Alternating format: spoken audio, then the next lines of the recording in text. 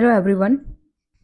इसमें हम 13 अगस्त से 21 अगस्त तक के करंट अफेयर्स को कवर करेंगे और इसमें हम सिर्फ करंट अफेयर्स को ही कवर नहीं करते हैं। इसमें हम यह भी सीखते हैं कि जो भी एडिटोरियल है उसमें से क्या हमारे एग्जाम पॉइंट ऑफ व्यू से रेलिवेंट है और जिस तरह से PYQ आए हुए हैं उनको डिस्कस करते हैं। फिर इसमें ये बताया जाता है कि उस न्यूज़ को हम कहाँ पर अपने यूज़ कर सकते हैं जिससे आप उसका डायरेक्ट बेनिफिट उठा पाओ और एग्जाम में उसको डायरेक्ट यूज कर पाओ उस न्यूज को। तो चलिए स्टार्ट करते हैं। जैसे the top court as custodian of liberty, स्वतंत्रता के संरक्षक के रूप में शीर्ष अदालत। तो न्यूज क्या है, सबसे पहले ये जानो कि लंबे समय तक जेल में रहने के बाद मनीष सिसोदिया को जमानत देने का सुप्रीम कोर्ट का फैसला व्यक्तिगत स्वतंत्रता और कानून के शासन को बनाए रखने की दिशा में एक सकारात्मक कदम है। न्यायालय ने पुष्टि की है कि स्वतंत्रता संवैधानिकता का एक अनिवार्य हिस्सा है और निष्पक्ष और त्वरित सुनवाई का अधिकार जीवन के अधिकार में निहित है। तो कोई लंबे समय से ये केस चल रहा होगा तो न्यायालय ने क्या करा, उन्हें मनीष सिसोदिया को जमानत दे दी है क्योंकि सुप्रीम कोर्ट का मानना है कि स्वतंत्रता संवैधानिकता का एक अनिवार्य हिस्सा है और निष्पक्ष और त्वरित सुनवाई का अधिकार जीवन के अधिकार में निहित है, जो हमारा आर्टिकल 21 है। अब इस न्यूज को इसको उठाकर हमें कहां पर एज इट इज इस लाइन को हमें कहां पर लिखना होगा। तो जैसे PYQ आया हुआ था GS2 में पॉलिटी 2014 में कि आधारिक संरचना के सिद्धांतों से प्रारंभ करते हुए न्यायपालिका ने यह सुनिश्चित करने के लिए भारत एक उन्नतिशील लोकतंत्र के रूप में विकसित करे, एक उच्चतः अग्रलक्षी प्रोएक्टिव भूमिका निभाई है, बढ़ चढ़ करके आगे से होकर के। इस कथन के प्रकाश में लोकतंत्र के आदर्शों की प्राप्ति के लिए हाल ही के समय में न्यायिक सक्रियतावाद द्वारा निभाई गई भूमिका का मूल्यांकन कीजिए।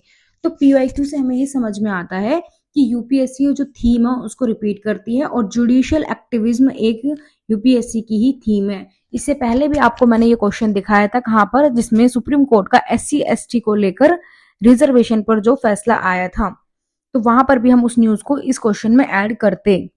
तो क्या होता है कि सेपरेशन ऑफ पावर, शक्ति का पृथक्करण, इसमें कौन कौन होते हैं, न्यायपालिका, विधायिका और कार्यपालिका।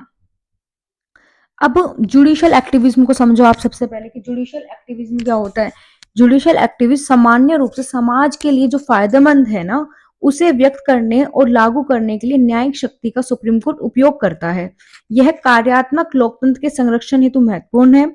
जुडिशियल एक्टिविज्म की आवश्यकता कब होती है, कब होती है हमको जुडिशियल एक्टिविज्म की आवश्यकता, जब विधायिका और कार्यपालिका अपनी जिम्मेदारी निभाने में असफल हो जाती है और उससे बचने की क्या करती है, कोशिश करती है। लेकिन इस बात का ध्यान रखना भी जरूरी है कि ये जो न्यायपालिका जो भी कार्य कर रही है ये शक्ति के पृथक्करण के खिलाफ ना हो, सेपरेशन ऑफ पावर के विरुद्ध ना जाए कि वो उन्हीं के कार्य में हस्तक्षेप करने लग जाए कि कार्य वो विधायिका का, कार्यपालिका का है और न्यायपालिका उसमें हस्तक्षेप कर रही है। तो ये जो जुडिशियल एक्टिविज्म और की ये जो सीमा है ना, मतलब एक लाइन जो दायरा है सेपरेशन ऑफ पावर, उसको क्रॉस ना करे जुडिशियल एक्टिविज्म के टाइम जो सुप्रीम कोर्ट निर्णय लेती है। तो ये जो न्यूज है एज इट इज हम इसमें एक एग्जाम्पल के रूप में इस क्वेश्चन में ऐड कर सकते हैं। पहले जैसे मैंने जब जुलाई का करंट अफेयर्स पूरा किया था तो उसमें मैंने क्या किया था, बकायदा जो PYQ में क्वेश्चन आए हुए हैं मैंने आपको पूरा पूरा उनको सॉल्यूशन हैंड रिटन लिखते हुए आपको उपलब्ध करवाया था। लेकिन मुझे लगता है कि शायद उसमें लोग ज्यादा इंटरेस्ट नहीं थे, इसलिए मैंने अपनी जो स्ट्रेटेजी है उसमें चेंज किया। मैंने सोचा क्यों ना आपको सिर्फ यहाँ पर करंट अफेयर्स में ये सारी चीजें सिखाई जाए और हम वो सारे क्वेश्चंस की प्रैक्टिस, जब जैसे मैंने अपनी स्ट्रेटेजी वीडियो में बनाया कि जैसे हम पहले एसए वाले पार्ट को कवर करेंगे, फिर GS2 को, फिर एथिक्स को, तो वो जो अब हम ये करंट अफेयर्स में जो भी पढ़ रहे हैं वहां पर जब हम ये सारे क्वेश्चन आंसर राइटिंग की प्रैक्टिस करेंगे तो आपको मैं वहां पर ये सारी चीजों को फिर से वहां पर किस तरह से ऐड करना है सिखाऊंगी। इसलिए अब मैंने यहाँ पर जो आंसर है हैंड रिटन लिखना बंद कर दिया है। तो मेरा यही था कि मैं जब GS2 या एथिक्स जब पढ़ाऊंगी तो मैं आपको इसी कंटेंट को वहां पर पूरे पूरे आंसर हम सोल्व करेंगे, आप उनको यूज करना सीखोगे और आपका मल्टीपल टाइम रिवीजन होगा। लेकिन शायद अभी भी उस चीज की इंपॉर्टेंस समझ में नहीं आ रही है, लेकिन जिनको प्रिपरेशन करते हुए 1 से 2 साल हो गए हैं शायद वो उस इनिशिएट को अच्छे से समझ सकते हैं। अब दी हिंदू में ही 13 अगस्त को क्या था, दुष्प्रचार, एआई और साइबर चक्रव्यूह। तो इसमें अब आपको ये डाटा अपने GS3 इंटरनल सिक्योरिटी के लिए याद रखना है। साइबर सिक्योरिटी उसमें हमारे सिलेबस में हमारी एक यूनिट है GS3 में इंटरनल सिक्योरिटी के अंदर, कि पिछले 5 वर्षों में साइबर अपराध के मामलों में लगातार वृद्धि हुई है। राष्ट्रीय अपराध रिकॉर्ड ब्यूरो के आंकड़ों के अनुसार 2016 में साइबर अपराध के 12,317 मामले और 2020 में 50,035 मामले दर्ज हैं। तो ये जो डाटा है आपको इसको यूज करना है ये बताने के लिए कि कितने ज्यादा मामले दर्ज किए गए हैं। तो वहां पर बस इस डाटा को आपको यूज कर लेना है। बाकी क्या किए जाने की आवश्यकता है, क्या गवर्नमेंट इनिशिएट ले रही है, तो वो सब हम जब GS3 के आंसर राइटिंग प्रैक्टिस करते वहां पर हम उसको लिखते और इसको करंट की जो न्यूज है उसको वहां पर ऐड कर लेते, चैलेंजेस जो भी बताने के लिए अपनी आंसर राइटिंग के स्टार्ट करने के लिए। क्योंकि वो कहते हैं ना कि आंसर किसी डाटा, फैक्ट्स, स्टोरी, इन सब चीजों से स्टार्ट कर सकते हो, तो उसको हम इस तरह से यूज करते।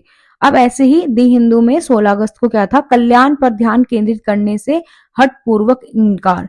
जैसे मान लो कि स्कीम बना रखी है, गवर्नमेंट स्कीम लाई है, ए स्कीम, बी स्कीम, सी स्कीम, जननी सुरक्षा योजना, बेटी बचाओ बेटी पढ़ाओ, लेकिन क्या देखने को मिल रहा है कि धीरे धीरे इनके फंड में क्या हो रही है, कमी हो रही है। गवर्नमेंट क्या कर रही है, जो इनके जितना फंड एलोकेट कर रही थी पहले, अब उसमें कमी आ रही है। तो इस एडिटोरियल में सिर्फ इतना ही एक्सप्लेन किया गया था कि जो हमारा SDG गोल है, no poverty, zero hunger, inclusive development, तो जब हम फंड में कमी करेंगे तो हम ये जो सारे हमारे जो लक्ष्य हैं उनको हम किस तरह से प्राप्त कर पाएंगे। तो बस इसमें यही सारी चीजें एक्सप्लेन किया गई थी, बहुत सारी जो स्कीम है वो दी गई थी और फिर बताया गया था कि हम जो अपने लक्ष्य हैं उनको कैसे अचीव कर पाएंगे। तो जितनी भी स्कीम है वो हम इकोनॉमिक पार्ट GS3 में पढ़ते हैं।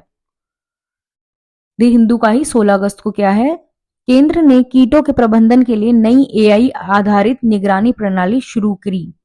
तो इसका यूज हम कहाँ करेंगे, बस इस न्यूज का यूज हम करेंगे GS3 एग्रीकल्चर पार्ट में, बेटर मैनेजमेंट को लेकर, कि केंद्र ने क्या किया है, कीटों के प्रबंधन के लिए नई AI आधारित निगरानी प्रणाली शुरू करी। इसमें क्या है कि मान लो कहीं पर भी कीट लग रहा है, जैसे पूरी फसल है, तो अगर इसमें यहां पर कहीं पर भी कोई छोटा सा कीट लग गया तो वो टेक्नोलॉजी क्या करेगी, वो चीज वहीं पर हमें बता देगी, तो इसको वहीं पर ही खत्म कर दिया जाएगा। तो इससे क्या होगा कि वो अन्य जो फसलों में उन पर वहां पर नहीं फैलेगा, स्टार्टिंग में ही हमें उस चीज का पता लग जाएगा और हम उसको वहीं की वहीं खत्म कर देंगे और जो फसल है वो बच जाएंगी। इसमें सिर्फ यही बताया गया था।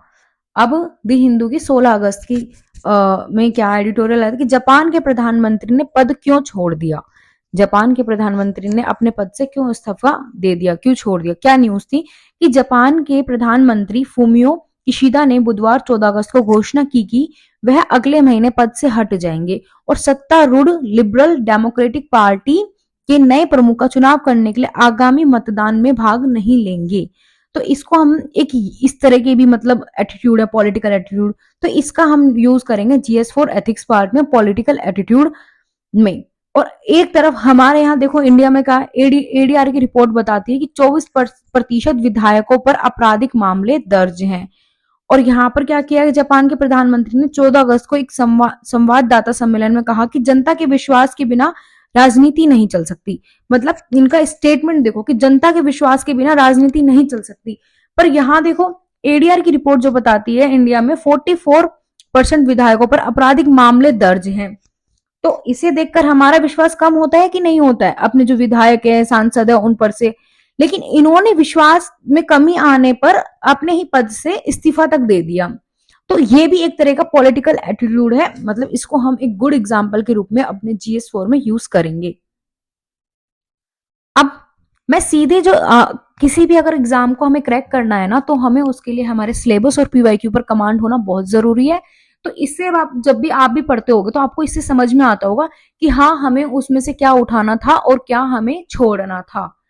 तो वो हम कब समझ पाते हैं, जब हमारी PYQ पर अच्छे से कमांड होती है और सिलेबस पर कि उसका यूज हम कहाँ करने वाले हैं, तो हम उतना ही पार्ट उठाते हैं जितना कि एग्जाम पॉइंट ऑफ व्यू से रेलिवेंट होता है।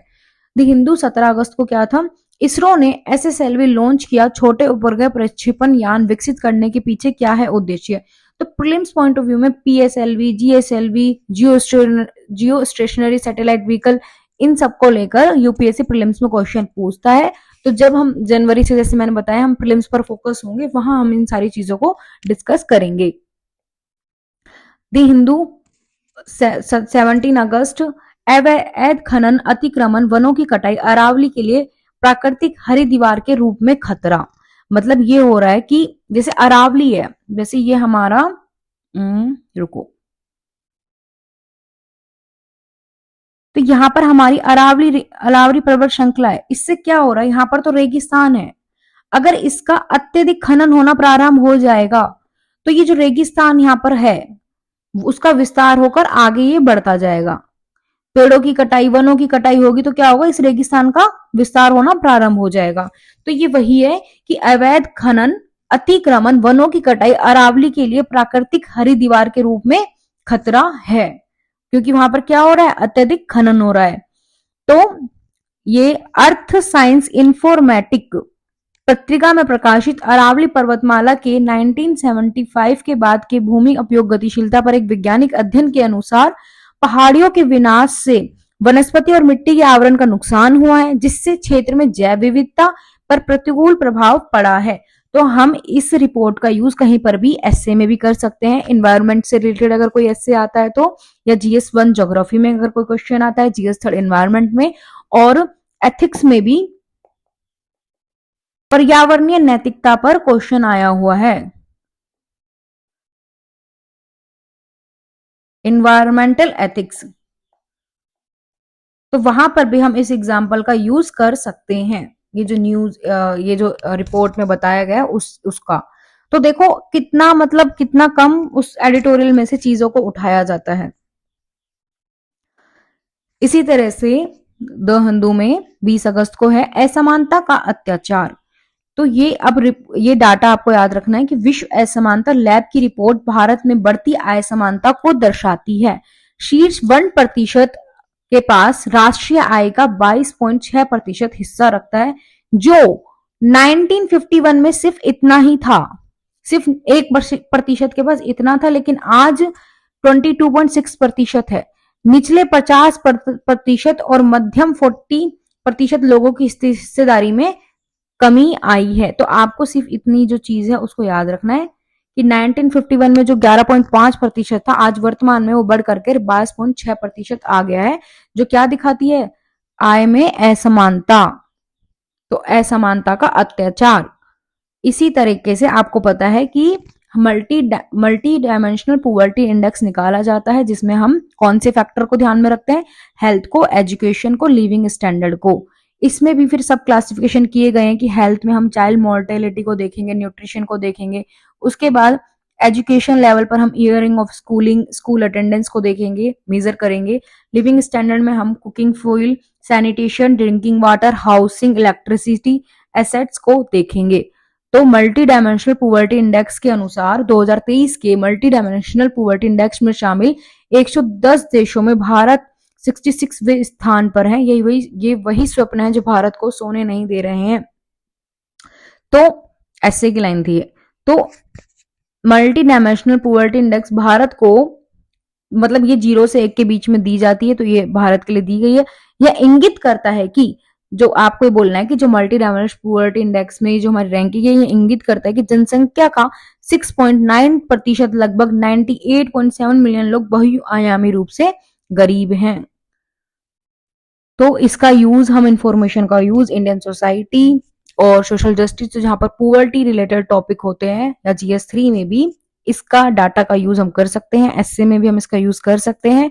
और जैसे कि एक और एसए है कि स्वकारित्व का साहस और सुधार करने की निष्ठा सफलता के 2 मंत्र हैं।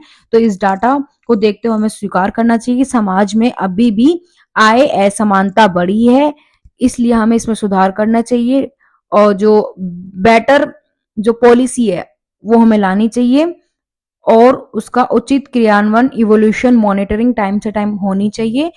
जो बेरोजगारी उसको कम करने के लिए नए सॉल्यूशन लाने चाहिए। और मैंने आपको किस तरह से बेरोजगारी के लिए शहरी स्तर पे क्या करना चाहिए, ग्रामीण स्तर पर क्या करना चाहिए, तो आपको मैंने जुलाई करंट अफेयर्स में एक पूरा आंसर लिख कर दिया था। तो वो सारी चीजें आप बता सकते हो उसमें से कुछ लेकर। तो क्योंकि स्वकारित्व का साहस और सुधार करने की निष्ठा सफलता के 2 मंत्र हैं। तो इस तरह से ये चीज उसमें यूज हो जाएगी। और अगर हमें इसी को देखो चेंज करना है तो देखो एक ऐसे आया था, वे स्वप्न जो भारत को सोने ना दे, तो ये वही स्वप्न है जो भारत को सोने नहीं दे रहे हैं ये इस डाटा को लिखते हुए। तो अब देखो द हिंदू में ही 20 अगस्त को इंडियन एक्सप्रेस और द हिंदू दोनों में ही आया था, सुधार पैनल ने केवल विशेषज्ञों के लिए पार्श्व प्रवेश का विचार किया मौली लिटरल एंट्री को लेकर। इंडियन एक्सप्रेस में भी था, यूपीएससी ने नौकरशाही में पार्श्व प्रवेश के लिए विज्ञापन जारी किया, नीति क्या है, इसमें आरक्षण का प्रावधान क्यों नहीं है।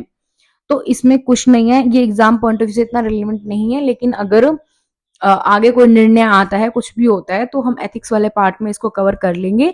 इसमें सिर्फ इतना ही बताया गया था कि जैसे 24 मंत्रालयों के लिए 45 वैकेंसी निकाली गई है, तो इन्होंने एक पूरा ऐसे नहीं करा जैसे अपने यूपीएससी में कर देता है कि 786 या 866 वैकेंसी निकाली गई है। यहाँ पर बोला है कि 24 मंत्रालयों के लिए 45 ऐसे वैकेंसी निकाली गई, यानी हर एक मंत्रालय की या एक किसी में एक वैकेंसी होगी, किसी में दो वैकेंसी होगी। जो आरक्षण है उसमें ये है, इस जो आरक्षण होता है वो ऐसी नौकरियों पर लागू नहीं हो सकता है कि जहां पर हम सिर्फ एक या दो पदों के लिए ही लोगों को चुन रहे हैं। तो विपक्ष कह रहा है कि इसमें भी आरक्षण का प्रावधान क्यों नहीं किया गया है, क्या इससे हम ये कहना चाह रहे हैं कि वो लोग इन योग्यताएं नहीं रखते हैं। तो यूपीएससी जो हम एग्जाम दे रहे हैं उसमें तो डायरेक्ट जो हम देते हैं प्रीलिम्स मेंस इंटरव्यू वो होता है डायरेक्ट, और लेटरल एंट्री जो होती है वो इनडायरेक्ट होती है। तो अभी ये मुद्दा भी बना हुआ है, इतना कोई खास इस पे निर्णय अभी कुछ पहुंचा नहीं है निष्कर्ष तक। अगर आगे आएगा तो हम इसको आगे और कवर करेंगे, अभी ये वाद विवाद में बना ही हुआ है। द हिंदू में 21 अगस्त को आया था, दीर्घकाल में रोजगार सृजन। अब मैंने आपको दीर्घकाल में क्या पॉलिसी बनानी चाहिए, हमें क्या काम करना चाहिए, तो जुलाई करंट अफेयर्स में मैंने आपको बताया, वो क्वेश्चन आप एक बार जाके देखना। फिर मॉडल क्वेश्चन कि भारत में बेरोजगारी के मूल कारणों पर चर्चा करें, इसकी चुनौतियों और निहितार्थ क्या है, ऐसी चुनौतियों से निपटने के लिए आगे के रास्ते पर चर्चा करें। तो मैंने वहां पर आपको पूरा बताया था कि बेरोजगारी को कम करने के लिए हम क्या क्या कार्य कर सकते हैं। इसी तरह से 2023 का पीवाईक्यू देखो अब, कि भारत में सबसे ज्यादा बेरोजगारी प्रकृति में संरचनात्मक है। भारत में बेरोजगारी की गणना के लिए अपनाई गई पद्धति का परीक्षण कीजिए और सुधार के सुझाव दीजिए। 2014 में भी क्वेश्चन आया कि जिस समय हम भारत की जनसांख्यिकीय लाभांश को शान से प्रदर्शित करते हैं डेमोग्राफिक डिविडेंड, उस समय हम रोजगार योग्यता की पोटेंशियल दरों को नजरअंदाज करते हैं क्योंकि हमारे पास स्किल ही नहीं है। तो उस डेमोग्राफिक डिविडेंड का हम क्या करें, क्या हम ऐसा करने में कोई चूक कर रहे हैं। भारत को जिन जॉबों की बेसब्री से दरकार है वे जॉब कहां से आएंगे, स्पष्ट कीजिए। युवा बेरोजगारी, तो इसमें एक डाटा दिया गया था, ये जो एडिटोरियल आया था इसमें ये डाटा था, युवा बेरोजगारी पीरियोडिक लेबर फोर्स सर्वे युवा लोगों की भेद्यता को भी उजागर करता है, जिसमें 15 से 29 वर्ष की आयु के लोगों के लिए बेरोजगारी दर 2022-23 में 10% है। तो ये जो डाटा है वो क्या दिखाता है, यह देश के युवाओं के लिए पर्याप्त अवसर प्रदान करने में एक महत्वपूर्ण चुनौती का संकेत देता है। अब क्वेश्चन की डिमांड समझो, क्या कर रहा है क्वेश्चन, किस तरह से आएगा और हमें क्या क्या लिखना होता है। हम क्या चूक कर रहे हैं जिससे रोजगार की दर गिर रही है, मतलब नीति में कोई ना कोई हमारी कमी है। भारत को जिन नौकरियों की सख्त जरूरत है वे कहां से आएंगी, तो मैंने आपको उस क्वेश्चन में मॉडल आंसर में पूरा लिखकर बताया हुआ है कि किस किस तरह से आएंगी। तो अब देखो पहले हमें इंट्रोडक्शन लिखना है, ये डाटा से भी हम इंट्रोडक्शन स्टार्ट कर सकते हैं। अब क्या क्या कमी है, कहाँ हम चूक रहे हैं, तो देखो स्किल गैप है, मतलब जो मार्केट की डिमांड है उसके अकॉर्डिंग हमारे पास स्किल नहीं है। फॉर्मल और इनफॉर्मल सेक्टर, हमारे यहाँ पर ज्यादातर अनौपचारिक क्षेत्र में ही लोग जो कार्य कर रहे हैं फॉर्मल में कम कर रहे हैं, जिसकी वजह से जो बेनिफिट फॉर्मल क्षेत्र के लोगों को मिलते हैं वो इनफॉर्मल सेक्टर को नहीं मिलता है। Automation and technology, entrepreneurship and startup policy reform, तो हमारे यहाँ पर क्या हुआ है कि भारत सीधे कृषि से सर्विस सेक्टर की ओर मूव कर गया है, और बीच में जो मैन्युफैक्चरिंग सेक्टर है वो इतना अधिक डेवलप नहीं हो पाया है।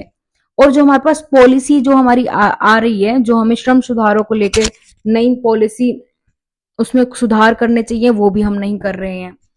तो अब हमें क्या करना है, नौकरी सृजन के उपाय मैंने आपको उस क्वेश्चन में बताए हैं। शहरी रोजगार के लिए क्या करें, ग्रामीण रोजगार के लिए क्या करें, और वहां पर निष्कर्ष भी दिया गया है, आप उसको जाकर देख सकते हो। तो यही है कौशल में अंतर, औपचारिक और अनौपचारिक क्षेत्र, स्वचालन और प्रौद्योगिकी, उद्यमिता। अब जैसे टेक्नोलॉजी, AI, रोबोटिक्स, ये सारी चीजें आ रही है, तो ये क्या कर रही है, बेरोजगारी को और ज्यादा बढ़ा रही है, अनएम्प्लॉयमेंट को और ज्यादा बढ़ा रही है। उद्यमिता और स्टार्टअप नीति सुधार, तो कई सारी ऐसी चीजें जहां पर हमें सुधार करने की आवश्यकता है, हम वो कार्य नहीं कर रहे हैं। नौकरी सृजन के उपाय मैंने आपको उस क्वेश्चन में बताए हैं। अब जुलाई वाले करंट अफेयर जिसने भी किया होगा उन्हें सब समझ में आ रहा होगा। बिजनेस लाइन 21 अगस्त, खाद्य तेलों में आत्मनिर्भर बनना। तो क्या था इसमें, वर्ष 2020-21 के दौरान भारत ने 133.5 लाख टन खाद्य तेल का आयात किया, जिसमें पाम तेल की हिस्सेदारी लगभग 56% थी। सिर्फ पाम ऑयल की ही हिस्सेदारी लगभग कितनी थी, 56%। और भी ऑयल होते हैं, लेकिन पाम ऑयल की हिस्सेदारी कितनी थी, 56% थी। तो भारत सरकार ने 2021 में इस आत्मनिर्भरता को कम करने और कृषि आय बढ़ाने में मदद करने के लिए ताड़ के तेल के उत्पादन में एक नई राष्ट्रीय पहल की घोषणा की। कौन सी है वो, NMEO-OP, खाद्य तेलों पर राष्ट्रीय मिशन पाम ऑयल, उस दिशा में एक ये कदम है। तो सरकार ये वाली योजना लेकर आई, मिशन लेके आई। इसका उद्देश्य क्या था, क्षेत्र विस्तार कर देश में खाद्य तेल की उपलब्धता में वृद्धि करना। इसका उद्देश्य आयात बोझ को कम करना, जो भी हम बहुत ज्यादा आयात कर रहे हैं, क्योंकि जब बैलेंस ऑफ पेमेंट हम इकोनॉमी में पढ़ते हैं तो हम देखते हैं कि हमारा जो आयात बिल है, हम निर्यात की अपेक्षा, एक्सपोर्ट की अपेक्षा हम आयात ज्यादा करते हैं। तो इसका उद्देश्य वही है, आयात बोझ को कम करने के लिए कच्चे पाम तेल का उत्पादन बढ़ाना है। तो इसलिए ये इतनी ही जल्दी, अब क्या होता है कि उसको बहुत ज्यादा डिस्कस करके बहुत ज्यादा पढ़ाया जाता है। जब, और हम भी स्टार्टिंग में क्या करते हैं, पूरे एडिटोरियल के एडिटोरियल छाप देते हैं जब हम उसके न्यूज़पेपर से नोट्स वगैरह बनाते हैं। लेकिन अब आपको ये PYQ जब बार बार रिपीट होंगे, आपके सामने बार बार PYQ रखे जाएंगे, तो आपको ये समझ में आएगा इससे कि हमें किस तरह से न्यूज को देखना है, किस तरह से उसमें कंटेंट को पिक करना है। और ये हमारे, हम कहाँ पढ़ने वाले हैं, ये कहाँ पढ़ते हैं हम, GS थर्ड में, एग्रीकल्चर वाले, एग्रीकल्चर जो भी इकोनॉमी का पार्ट है, उसमें हम एग्रीकल्चर वाले में इस न्यूज का यूज कर सकते हैं, जो कि गवर्नमेंट है वो क्या कर रही है। और ये जो डाटा है ये क्या बताता है हमें कि हम कितना ज्यादा इस चीज का आयात कर रहे हैं और इसके लिए गवर्नमेंट ने क्या इनिशिएट लिया है। तो बस इतना ही होता है। ये क्लास मेरी खत्म होती है 21 अगस्त तक के जो करंट अफेयर्स थे। नेक्स्ट हम जो 22 अगस्त से लेके 30 अगस्त के बीच में जो भी करंट अफेयर्स आएगा उस पर भी एक क्लास लेकर आएंगे। और आपको अगर मेरे इनिशिएट पसंद आया हो तो आप इस चैनल को सब्सक्राइब